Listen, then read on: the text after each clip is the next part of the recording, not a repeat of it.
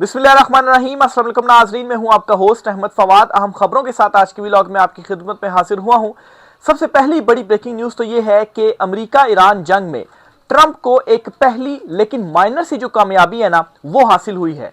बहरहाल अगर ईरान ने इस हिकमत अमली का तोड़ नहीं निकाला तो ये ईरान को आगे चलकर ज्यादा मुश्किलात में डाल सकती है। कुछ आम तरीन तफसीलात इस वाले से आपसे शेयर करूंगा। दूसरी इंपॉर्टेंट खबर यह है कि अमरीकी सदर जो हैं ट्रंप, इनकी अमरीका के अंदर जो अब ये फैसले कर रहे हैं ना, उन फैसलों को भी वीटो किया जा रहा है, उन फैसलों को माना नहीं जा रहा। ऐसे ही कांग्रेस ने भी एक फैसले को वीटो कर दिया है ट्रंप के। और ट्रंप अब इस मामले के ऊपर किसी किस्म का कोई सदारती ऑर्डिनेंस भी जारी नहीं कर सकता कि भी मैं सदारती ऑर्डिनेंस जारी कर देता हूं और अपने इस फैसले को मैं लागू कर सकता हूं। अब ट्रंप ऐसा भी नहीं कर सकता, वो अपनी हिमायत खोता जा रहा है। इस पर कुछ आम तरीन तफसीलात आपके साथ शेयर करूंगा जी। फिर जी, पाकिस्तान ने अपनी एक बड़ी नाकामी का एतराफ कर लिया है और ये सारे मामला जुड़े हुए हैं ईरान अमेरिका जंग से। क्या पाकिस्तान ने इतराफ किया, इस पर कुछ तफसीलात आपके साथ शेयर करूंगा जी। और फिर इसी तरह से जी, एटम बम की तरह इस्तेमाल कर रहा है अपनाए हरमूज ईरान, ये भी एतराफ हो चुका है और इसमें नाकामी का भी एतराफ किया गया है अमेरिका की जानिब से। इस पर कुछ तफसीलात हैं वो भी आपके साथ में शेयर करूंगा। पहली बड़ी ब्रेकिंग न्यूज़ की जानिब नाज़रीन बढ़ते हैं कि ट्रंप को इस जंग में पहली मर्तबा एक माइनर सी कामयाबी मिली है। क्या माइनर सी कामयाबी मिली है? देखें, अब तक जो भी हिकमत अमली बनाई गई है ना ईरान के अगेंस्ट अमेरिका ने, वो सारी की सारी नाकाम हुई। नंबर वन क्या हुआ कि हम ईरान के ऊपर हमला करते हैं, लेकिन वो हमला नाकाम हुआ। ईरान ने ऐसा रिटेलिएट किया कि आपके पास कोई जवाब नहीं था उसका। फिर आपने बयानिया उनके अगेंस्ट बनाने की कोशिश की, वो बयानी की जंग में आप हार गए। फिर आपके अपने इत्तेहादी आपसे दूर होते गए और वो ईरान की हिमायत करते आए। फिर आखिर में एक हिकमत अमली अपनाई गई और वो ये थी कि अपनाए हरमूज जो है, एक तरफ से ईरान ने बंद किया तो दूसरी तरफ से हम भी उसके ऊपर डबल नाकाबंदी कर देते हैं और ईरान का कोई भी जहाज हमने गुजरने नहीं देना। और यूं क्या होगा कि एक माशी नाकाबंदी अगर हम ईरान पर लगा देते हैं तो माशी तौर पर वो कमजोर होता जाएगा और वो मजबूरन मुज़ाकरात की टेबल पर आएगा और हमारी जो शरायत है वो मानेगा। अब इसमें ना नाजरीन, ये जो आखिरी हिकमत अमली अपनाई गई थी, इसमें एक माइनर सी कामयाबी हासिल हुई है ट्रंप को। अलबत्ता ईरान अभी भी अपने दर्जनों जहाज रोजाना की बुनियाद पर गुजारने में कामयाब हो रहा है अमेरिका की नाकाबंदी को तोड़ते हुए। लेकिन जाहिर सी बात है, जहां पर आप फ्रीली मूव कर पा रहे थे और सैकड़ों जहाज गुजरते थे, वहां पर अगर सैकड़ों से दर्जनों तक तादाद आ गई है तो इसका मतलब यह है कि आपकी जो एक स्पीड थी ना वो स्लो जरूर हुई है। जाहिर सी बात, आप गुजार तो रहे हैं, नाकाबंदी आप तोड़ तो रहे हैं, लेकिन उसके लिए आपको अपनी बहरिया की सिक्योरिटी यूज करनी पड़ रही है और फिर एक एक जहाज को आप गुजार पा रहे हैं। इकट्ठे तो आप दर्जनों जहाज नहीं गुजारते, तो जाहिर सी बात आपकी जो स्पीड है ना वो फिर ऑटोमेटिकली स्लो होती ही होती है। तो ये काम तो होना ही होना था। तो नाकाबंदी तोड़ने के बावजूद ईरान को जो है वो नुकसान हो रहा है। और खबर यह है कि अमरीकी बहरी नाकाबंदी के बायस ईरान की तेल बरामदात तकरीबन 70% तक कम हो चुकी हैं। जखीरा करने की गुंजाइश सिर्फ 12 से 22 दिन रह गई है, जिसके नतीजे में ईरान को जल्द योमिया मजीद 15 लाख बैरल पैदावार कम करने का सामना हो सकता है। ताहम अदायगियों में ताखीर के बायस माली दबाव फौरी तौर पर जाहिर नहीं होगा। यानी कि 70% ईरान इससे अफेक्ट हुआ है। और वो कैसे कि जाहिर सी बात है उसकी वो स्लो हो गई। स्लो होने से क्या होगा कि वो तेल तो निकाल रहा है, लेकिन उसके पास जो जखीरा करने की कैपेसिटी है वो उसकी कुछ 2 हफ्ते की, आप 20 से 22 दिनों तक की है। तो उस हद तक तो वो तेल जखीरा कर सकता है। लेकिन फिर उसके बाद ट्रंप क्या करे, उसके बाद ईरान जो है वो क्या करेगा, जब आपका जखीरा भी मतलब है कि वो आपकी जो कैपेसिटी है वो भी मुकम्मल हो चुकी है और वहां से जो स्पीड है वो भी बहुत ज्यादा स्लो है, लेकिन तेल तो निकल रहा है। अगर आप वो बंद करेंगे तो उससे भी आपको नुकसान होगा। तो इसलिए आपने उसको बंद तो नहीं करना। इवन के कुछ फुटेजेस भी सोशल मीडिया पर चल रही थी कि ईरान ने ना उस तेल को जाया करने के लिए जो आग है ना वो लगाई है ताकि वो मजीद उसे बंद ना करनी पड़े, अपनी रिफाइनरीज वगैरह, और मजीद जो तेल है ना वो निकलता रहे। तो अब इधर हुआ क्या है कि स्पीड स्लो होने से जाहिर सी बात है चीजें तो रुक गई है ना, और इससे फौरी तौर पर तो कोई असर नहीं हुआ ईरान को। लेकिन अगर ये सिलसिला कंटिन्यू रहता है तो फिर इसके जो असरात है ना वो मुस्तकबिल में ईरान के ऊपर आएंगे। तो इसलिए मैं इसको माइनर सी कामयाबी ट्रंप की इसलिए करार दे रहा हूं कि वो काफी हद तक कामयाब हुआ है माशी तौर पर दबाव डालने में ईरान के ऊपर। अब ये ईरान के ऊपर है कि अभी भी उसके पास टाइम है। अगर ईरान इस चीज का कोई हल निकाल लेता है, वो काउंटर कर लेता है अमेरिका को इस मामले पर, तो फिर क्या होगा, फिर उसको इस चीज के ऊपर आगे मसला नहीं होगा। अब इसके लिए पाकिस्तान का जो फैसला है ना कि हम अपना जमीनी जो रास्ता है वो आपको दे रहे हैं, आप यहां से किसी तीसरे मुल्क से जो ट्रेड है वो कर सकते हैं, हमारी पोर्ट्स हैं, हमारे दीगर रास्ते हैं, लेकिन ये वाला भी जो प्रोसीजर जाहिर सी बात पाकिस्तान ने अभी इसकी इजाजत दी है। तो एकदम से अब नए हमूज से जो सारा आप तेल की तरसील कर रहे थे, अगर पाकिस्तान से होना शुरू हो जाता है, बाई रोड होता है, तो जाहिर सी बात है ये भी थोड़ा सा लॉन्ग प्रोसेस ही होगा। इसमें भी वो तेजी नहीं होगी जो अब नए हरमुज के रास्ते को इस्तेमाल करने के लिए थी। तो या तो मुकम्मल तौर पर ईरान को नाकाबंदी को खत्म करना पड़ेगा ताकि वो फ्रीली मूव कर सकें, नहीं तो ये जो नाकाबंदी है ना ट्रंप की, ये स्लो प्रोसेस जरूर है, लेकिन अगर इसका हल नहीं निकाला गया तो ये आगे चलकर जरूर डसेगी ईरान को। अभी इसने हल्का हल्का अपना असर दिखाना शुरू कर दिया है, लेकिन मुस्तकबिल में ये ज्यादा बड़ी मुसीबत क्रिएट कर सकती है ईरान के लिए। तो जल्द ही उसको इस चीज का कोई जो हल है ना वो निकालना पड़ेगा। और अभी तक हमने देखा है कि हर मामले में ईरान ने सरप्राइज किया है, तो इस मामले में वो कैसे सरप्राइज करते हैं ये फिर जो है वो आगे आइंदा आने वाले जो दिन है वहां पर पता चलेगा। बहरहाल एक और सरप्राइज ईरान की जानिब से ये सामने आया है और इसे बाकायदा तौर पर अमरीकी मीडिया ने भी रिपोर्ट किया है। अमरीकी मीडिया ने यह कहा है कि ईरान ने मिसाइल नहीं बल्कि जदीद तैयारों से अमरीकी अड्डों को निशाना बनाया था कुवैत में, और इन जहाजों को, इन तैयारों को जो रडार सिस्टम है ना वो भी नहीं रोक सका। रडार सिस्टम इसलिए लगाया जाता है ना, कोई भी अगर तैयारा आ रहा है तो उसको डिटेक्ट कर लेता है, उसको निशाना बना लिया जाता है, उसे अपनी कार्रवाई नहीं डालने दी जाती। लेकिन अब ये पहली मरतबा अमरीकी मीडिया ये इंकशाफ कर रहा है कि सिर्फ मिसाइल टेक्नोलॉजी नहीं है ईरान के पास, बल्कि उसके पास जो तैयारे हैं वो भी इतने जदीद तैयारे हैं कि अमरीकी रडार सिस्टम भी उसे कैच नहीं कर पा रहा। और इसीलिए जो कुवैत में जो अड्डे वगैरह अमरीकी बेसिस को तबाह किया गया था वो तैयारों की मदद से किया गया था, वहां पर जो मिसाइल है ना वो नहीं मारे गए थे। तो ये एक बड़ा सरप्राइज ईरान की जानिब से दिया गया। वैसे तो और भी बहुत सारे सरप्राइजेज हैं, लेकिन आहिस्ता आहिस्ता ये सरप्राइजेज मजीद खुलकर सामने आ रहे हैं। अभी कल जो विजिट किया गया अब्बास अरागची जो कि वजीर खारजा ईरान के, रूस का उन्होंने विजिट किया, तो रूस तो पक्का पक्का खड़ा हो गया ईरान के साथ और एलानिया तौर पर खड़ा हो गया। और वो कहते हैं जी कि अब तो हम स्ट्रेटेजिक शराकतदार भी हैं, यानी कि अब वो खुलकर अगर वो सप्लाई कर रहा था जो उसके ऊपर इल्जामात अमेरिका की तरफ से लग रहे थे कि ये असला फराहम कर रहा है, तो अब वो खुलकर जो असला है ना वो फराहम करेगा, जो टेक्नोलॉजी है वो ईरान को फराहम करेगा, क्योंकि उसने भी ये देख लिया कि अमेरिका इस वक्त कमजोर पड़ चुका है ईरान के सामने। लेकिन ये जो अब नए हरमुज की नाकाबंदी वाला मामला है ना, इस नाकाबंदी के ऊपर ईरान को जरूर सोचना पड़ेगा।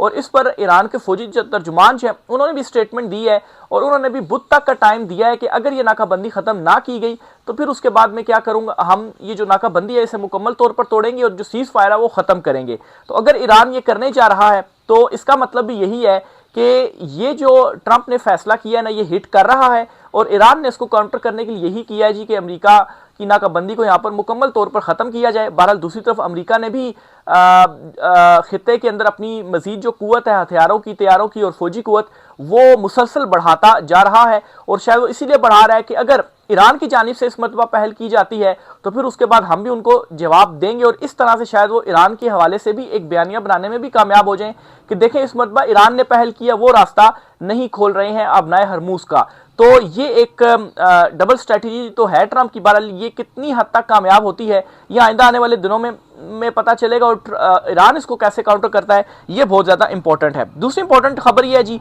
कि कांग्रेस जो है ना वो अब ट्रंप को बाईपास कर रहा है और ट्रंप की अब हिमायत नहीं रही कांग्रेस में। खबर यह है जी कि अमेरिकी सदर ने ना एक नया सिस्टम तारुफ करवाया है वोटिंग का, कि अब सिर्फ ये जो लोग हैं ना वो वोट कर सकते हैं।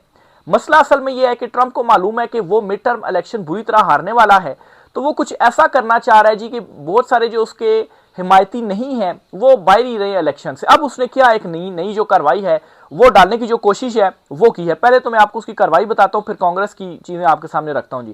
ट्रंप ने ये कहा जी, उसने ये बाकायदा तौर पर ट्वीट किया, वो कहता है जी कि अमेरिका के इंतखाबात धांधलीज़दा, चोरीशुदा हैं और पूरी दुनिया में मजाक बन चुके हैं।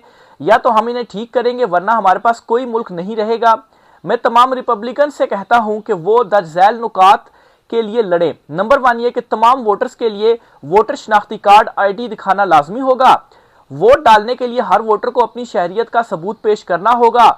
ईमेल के जरिए वोटिंग की इजाज़त नहीं होगी, मासवाई उसको जो बीमार हो या माजूर हो या फौजी खिदमात या कोई सफ़र की वजह से वो दूर हो। तो ये उसने जो 3 शराइत है ना वो रख दी हैं। अब नाजरीन ये जो लॉ है ना इस लॉ को तब्दील करने के लिए या ये लॉ मजीद ऐड करने के लिए कांग्रेस की हिमायत चाहिए अमरीकी सदर को। अब कांग्रेस में 2 जमातें हैं, एक डेमोक्रेट्स हैं और एक रिपब्लिकन है जो कि ट्रंप की जमात है। दोनों जमातें इसकी मुखालफत कर रही। डेमोक्रेट्स तो चले अपोजिशन है ही है, लेकिन रिपब्लिकन जो इसकी अपनी जमात है वो भी इसकी मुखालफत कर रहे हैं कि नहीं, ऐसा नहीं होगा, जो सिस्टम है वही चलता रहेगा। अब जी ये ख्याल किया जा रहा है कि शायद ट्रंप जो है वो भी बड़े जिद्दी हैं, वो अपनी ये बातें मनवाने के लिए कोई सदारती ऑर्डिनेंस जारी ना कर दे। लेकिन अगर ट्रंप ऐसा भी करते हैं, कोई सदारती ऑर्डिनेंस जारी करते हैं, तो इंप्लीमेंट नहीं हो पाएगा। उसको या तो उधर की जो सुप्रीम कोर्ट है वो जो है वो खत्म कर दे, क्योंकि ये एक लॉ के अंदर तब्दीली है, तो आप इसको सदारती ऑर्डिनेंस के जरिए ऐसे तब्दीली नहीं कर सकेंगे। तो इसलिए ट्रंप के लिए मुसीबत बनी हुई है। कांग्रेस के अंदर अपोजिशन तो है ही है, लेकिन उसकी अपनी जो जमात है वो भी उसकी मुखालफत कर रही है। इसीलिए ये रिपब्लिकन से अपनी जमात से अपील कर रहा है जी कि मेरा इसके अंदर साथ दें, और ट्रंप को अपनी पूरी जमात की हिमायत चाहिए ही चाहिए। अगर उसके 3-4 वोट भी कम होते हैं ना, तो आप समझें कि वो ये नहीं पास कर पाएगा। वैसे तो ऐसे होता है ना कि आपके पास ज्यादा अक्सरियत हो, तो ट्रंप के पास कोई ज्यादा अक्सरियत नहीं है। उसका जो अपर हाउस है उसमें 53 मेरे ख्याल से ट्रंप रिपब्लिकन की हैं और डेमोक्रेट्स के 47 हैं। इसका मतलब ये है कि अगर 4 वोट उसके कम हो जाते हैं तो वो नहीं पास करवा पाएगा, उसके वोट ही कम हो जाएंगे, कैसे पास करवा पाएगा। तो इसलिए उसको सबकी हिमायत लाजमी दरकार है, और वो उसको अब मिल नहीं रही है। तो ये जी ट्रंप को इंटरनली तौर पर भी बड़ा जो झटका है वो पहुंचा है। फिर कल जो एक मीटिंग भी हुई उनकी काबीना की, उसमें जो उसके वजीरे जंग है जी, उसके ऊपर जिस तरह से क्रिटिसिज्म हुआ, उससे इस्तीफा मांगा जा रहा है कि आप इस्तीफा दें। जंग के दौरान जिस तरह से आपने अहम आला जो जर्नेल थे ओहदों पर मौजूद, उनको आपने हटाया, और जंग की जो आपकी हिकमत अमली थी वो नाकाम रही है, तो उससे भी इस्तीफा मांगा जा रहा है। तो ट्रंप के लिए सब अच्छा नहीं है। जेडी वैंस और मार्को रूबियो को लेकर 2 अलहदा जो धड़े हैं वो इस वक्त रिपब्लिकन के अंदर बन चुके हैं। अच्छा, मार्को रूबियो ने भी एक बड़ा एतराफ किया है, और एक इंटरव्यू में वो ये कहते हैं जी कि ट्रंप जो है ईरान जो है उसने अपनाए हरमूज को एटम बम के तौर पर इस्तेमाल किया। यानी कि वो अब अपनी नाकामी को मान गए हैं कि अब्राह हरमूज के जो रास्ते बंद किए थे ना ईरान ने, असल में उसकी का ही हमारे ऊपर जो दबाव है वो पड़ा और हम इस नैच पर पहुंचे। उनकी पहले स्टेटमेंट सुनिए वो क्या कहते हैं। वो कहते हैं जी कि ईरान अपना हरमूज को माशी एटम बम के तौर पर इस्तेमाल कर रहा है। जहाज़ों को ईरान की इजाज़त और पैसों की वसूली कबूल नहीं।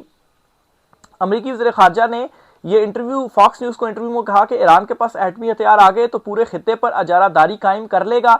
डील नहीं भी हुई तो ईरान पर दबाव बरकरार रखेंगे।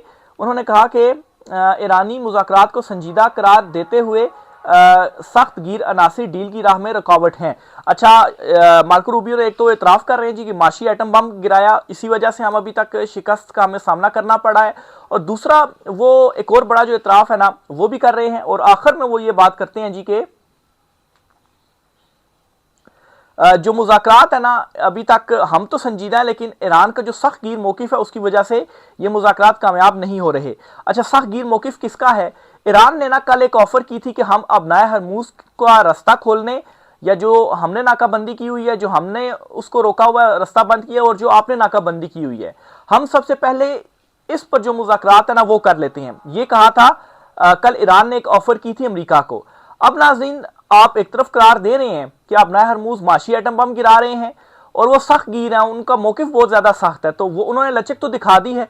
अब आप आए इस चीज़ के ऊपर मुज़ाकरात करें, आप नाकाबंदी ख़त्म करें, वो भी आप नए हरमूज के जो रास्ते हैं ना वो खोल लेते हैं, इसके ऊपर आप मुज़ाकरात कर लें। लेकिन अभी ट्रंप की ये स्टेटमेंट आई है कुछ देर पहले, और ईरान की इस ऑफर को ट्रंप ने रिजेक्ट कर दिया। ट्रंप कहते हैं जी नहीं, इसके ऊपर तो बात ही नहीं, यहाँ किधर से आप आ गए हैं, नाकाबंदी हमारी बरकरार रहनी है। और साथ ही साथ वो ये कहते हैं कि अगर आप ये समझते हैं कि आप हमें इस तरफ लगा लेंगे, इस तरफ हमसे मुज़ाकरात करने लग पड़ेंगे, सारा हमारी तवज्जो इस तरफ ले आएंगे, और जो आपका एटम बम वाला जो एक मामला है, अफजोदा यूरेनियम वाला जो मामला है, उससे आप बच निकलेंगे, तो ऐसा नहीं होगा। मुज़ाकरात इसके ऊपर नहीं होंगे, मुज़ाकरात हमारी शराइत के ऊपर ही होंगे। तो अब यहाँ से आप देखेंगे सख्त गिर जो मौक़िफ़ है ना वो फिर किसका हुआ, वो ईरान का हुआ या अमेरिका का हुआ? तो मैं समझता हूँ खैर दोनों का ही सख्त गिर मौक़िफ़ है यहाँ पर।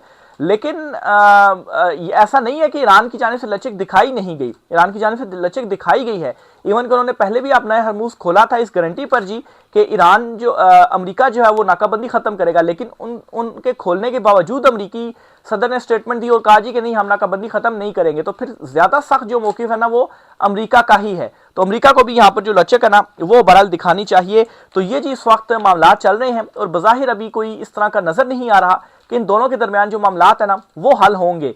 मजीद तबाही की तरफ चीजें जाएंगी, और ईरान ज्यादा देर तक बर्दाश्त नहीं कर पाएगा कि अब नया हरमूज पर नाकाबंदी अमरीकी बरकरार रहे। वो कुछ ना कुछ जरूर करेगा इस हवाले से। और फिर अमेरिका ने भी अपनी कुव्वत बढ़ा ली है खित्ते में, और लगातार वो अपने फौजी और अपने जो हथियार तैयारी वगैरह वो सप्लाई कर रहा है खित्ते में। और ईरान की तरफ से अगर कुछ होता है तो वो भी तैयारी मुकम्मल करके बैठा हुआ है अमेरिका कि फिर हमारी तरफ से भी जो मैदान जंग है ना वो फिर अपना हरमुज जो है वो वहां पर होने जा रहा है। तो ये इस वक्त जो सिचुएशन है वो नजर आ रही है। आखिर में जी आपको पाकिस्तान के हवाले से भी खबर देता चलूं जी, एक बड़ी नाकामी का जो इतराफ है ना वो किया गया पाकिस्तान के इस वक्त के जो मौजूदा वजीर पेट्रोलियम है अली परवेज मलिक साहब। ये क्या कहते हैं जी, ये कहते हैं कि पाकिस्तान के पास इस वक्त जो स्ट्रेटेजिक रिजर्व्स हैं ना, ये जो ऑयल के रिजर्व्स होते हैं स्ट्रेटेजिक, ये एक दिन के भी मौजूद नहीं है। यानी कि एक दिन भी आप इससे रिजर्व नहीं कर सकते, आपको रोजाना की बुनियाद पर लेना ही लेना है। अब आप यहाँ पर देखें कि मतलब है कि कितनी बड़ी नाअहली है, और इस नाअहली का इतराफ़ भी मीडिया के ऊपर कर लिए है। उनके जो मिनिस्टर है ना वो ये इतराफ़ कर रहे हैं, और इसको बड़ा अच्छा दिखा किस तरह से रहे हैं जी, कह रहे हैं देखें जी हम अब कोई हकीकत छुपा तो नहीं सकते। भाई ये हकीकत आज की दिन की तो नहीं है ना, ये हकीकत कब की है, इसे क्यों छुपाया जो है वो जा रहा है। और फिर अगर आप ये कहते हैं कि हमारे पास एक दिन का भी वो नहीं है कि हम रिजर्व कर सकें, तो फिर आप ये बताएं कि जो पेट्रोलियम मसनूआत की जो कीमतों में आप इजाफा करते हैं और आप ये कहते हैं जी कि हमारे तो मतलब है कि जो पहले से पड़े हुए थे या जो आलमी मंडी में कीमतें ऊपर नीचे होने से एकदम से जो असरात होते हैं, तो उसमें फिर आप क्यों ये कहते थे जी कि नहीं वहाँ पर हुए हैं और रिजर्व हैं और वो रखे हुए हैं और उससे यूज़ करें और ये करें, यानी कि वहाँ पर भी बिट्रेल जो है वो किया जा रहा था। तो आहिस्ता आहिस्ता खुद इनकी जो नाअहलियाँ है ना वो इस मौजूदा हुकूमत की वो भी सामने आ रही हैं, और ऊपर से जो सिलसिला है जंग बंदी का वो भी अब शायद टूटने जा रहा है। अब खैर होश आ गई है मौजूदा हुक्मरानों को, और वो कह रहे हैं जी कि अब हम अपनी कैपेसिटी बना रहे हैं कि हमने जो रिजर्व्स हैं वो कम से कम हम 3 महीने के लिए रख लें, ताकि दुनिया की जो सूरत हाल है उससे हम भी निमट सकें और उसके जो असरात हैं वो बरह रास्त हम पर ना आ सकें। तो यहाँ पर सवाल ये है कि आखिर जब आपके ऊपर मुसीबत आती है तो तब ही आपको होश क्यों आती है, और फिर उसके बाद आप जो काम है वो क्यों करते हैं। मतलब आपको पहले से चीज़ों को प्लान करना चाहिए ना कि अच्छा अब इस तरह से हमने चलना है, इस तरह से हमने चलना है। मिसाल के तौर पर इसके अलावा डैम्स का मामला भी है पाकिस्तान में कितने एक डैम्स हैं, अगर डैम्स नहीं बनाए गए, इवन कि आप देखें भारत की तरफ से जब पानी छोड़ा जाता है तो यहाँ पर तो सैलाब की सिचुएशन बन जाती है, सैलाब आ जाते हैं, गांव जो है वो डूब जाते हैं, सोसाइटियाँ जो है वो डूब जाती हैं। तो आप क्यों वहाँ पर जो डैम है वो नहीं बना रहे ताकि वो पानी स्टोर कर लिया जाए, अपनी मर्जी के मुताबिक जो है वो आप उसको यूज़ कर सकें। तो ये कब जो होश है वो आएगी। तो अब एटलीस्ट चले इस मामले में अब होश तो आ गई, अब ये बनेगा कब नहीं बनेगा ये भी, और ये होश क्यों भी आई है क्योंकि सूरत हाल चीज़ें आउट ऑफ कंट्रोल हो चुकी हैं, हाथ में अब चीज़ें नहीं रही हैं, आवाम बिफर रही है। तकरीबन 393 रुपये 400 ही कर लें, 400 रुपये लीटर पेट्रोल की कीमत है, तो इसके साथ बाकी चीज़ों में भी जो महंगाई है वो बढ़ती जा रही है। तो ये लिमिट क्रॉस करती जा रही है, लावा पका हुआ है, बस फटने की देर है, जैसे ही आवाम में लावा फटा ना वो बाहर निकल आएगी और इस हुकूमत को घर भेज देगी। तो ये जी आज कुछ आम दिन तफसीलात हैं, इस वाले से मजीद जो भी होता है आपसे चीज़ें शेयर करते रहेंगे, राय का इज़हार कीजिएगा। आज की व्लॉग से इतना ही, इजाज़त दीजिए, अल्लाह हाफिज़।